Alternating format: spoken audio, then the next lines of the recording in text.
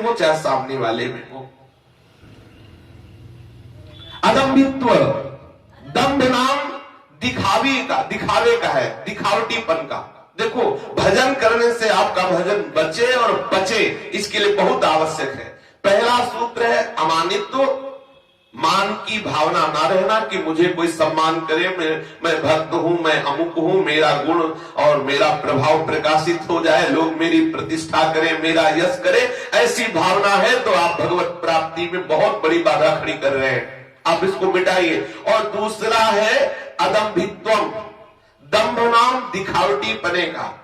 लोग हमारे को बहुत अच्छा कहें इसलिए वो गुण ना होने पर भी दिखावा करना, लोग हमारा आदर करें इस बात के लिए हमें सद्गुण बनावटी प्रकाशित करना, हमें लोग माला पहनाए, हमारी पूजा करें, हमें ऊंचे आसन में बैठाए, लेकिन हम ऐसा गुण प्रकट करें जिससे लोग माने कि भाई वाह ये है ऐसा, ये दंभ होगा।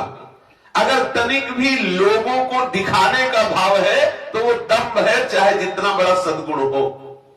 अपने में सदाचार है, शुद्धि है, पवित्रता है, पर अगर लोगों को ये दिखाने की ये हमें माने हम बहुत पवित्र हैं, हम बहुत सदाचारी हैं, हम बहुत सद्गुणी हैं, हम बहुत भजनानंदी हैं, तो ये हो गया दंभ। ये सूक्ष्म बात है।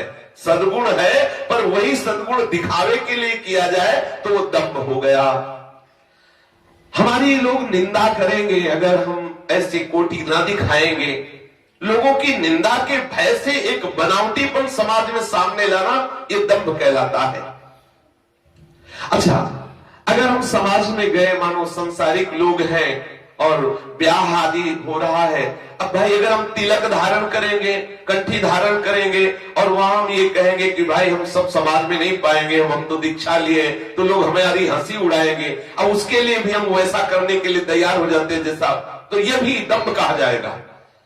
हमें ना तो मान पाने के लिए और ना तो किसी की निंदा के भय से, दोनों से नहीं बदलना, ठीक अपने भगवत मार्ग का आचरण करना है, और वो भी भगवत प्रसन्नता के लिए। सामने हमारे लोग नहीं होने चाहिए, सामने हमारे भगवत भाव होना चाहिए। लोग हमारी निंदा करें, हंसी उड़ाएं या हमारी जय जयकार करें, इससे हमारा कोई संबंध नहीं। हमें सत्मार्ग में सीधे अपने मार्ग पर चलना है, ऐसा भाव। अगर लोगों को लेकर कोई हमारी दिनचर्या, कोई हमारा भाव परिवर्तित होता है, वो दंभ कहा जाएगा।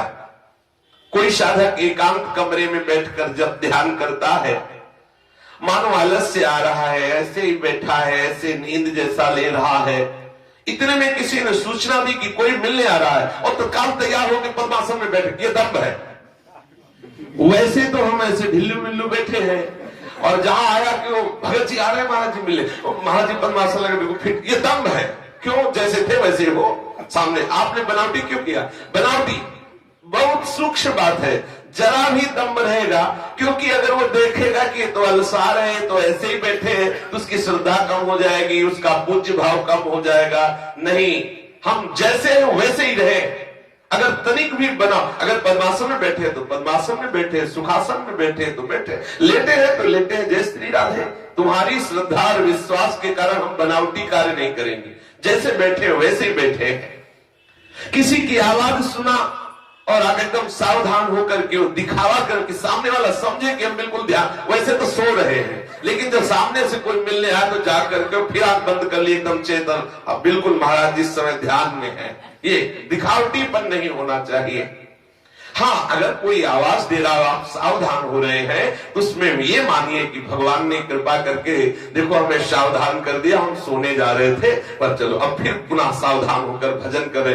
वो प्रभावी तो हो जाए ये बात नहीं, सावधान तो होगा, सच्चा साधक भी सावधान होगा। मालूम नींद आ रही एकदम ऐसे और अचानक आए कोई मिले, एकदम सावधान हो गया। अब वहां ये सावधानी अंदर की बात है, वो उसको दिखाने के लिए सावधान हुआ कि इस बात से सावधान, अरे नींद आ रही थी, अच्छा टोक दिया, फिर भजन प्रारंभ। उसको सामने वाले के दिखावे का भाव नहीं आना चाहिए। यदि दिखावे का भाव आ गया तो वो फिर दंभ माना जाएगा, वो दिखावा माना जाएगा।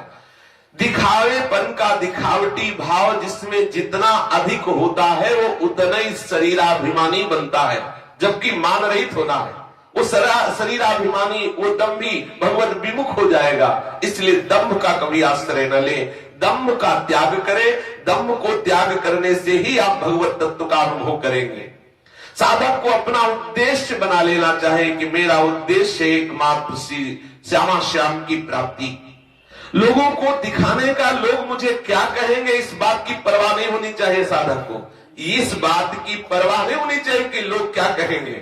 लोग जो कहे सो कहे, हमारा उद्देश्य भगवत प्राप्ति। हम अपने शास्त्र और सदगुरु के अनुसार ठीक मार्ग पर चलेंगे। दिखावटीपन आ जाएगा तो साधन में शिथिलता आ जाएगी, जिससे उद्देश्य की सिद्धि में बाधा लग जाएगी। कोई उसे अच्छा कहे, बुरा कहे, ऊंच कहे, नीच कहे, साधक इसकी तरफ ख्याल ना दे और अपनी साधना में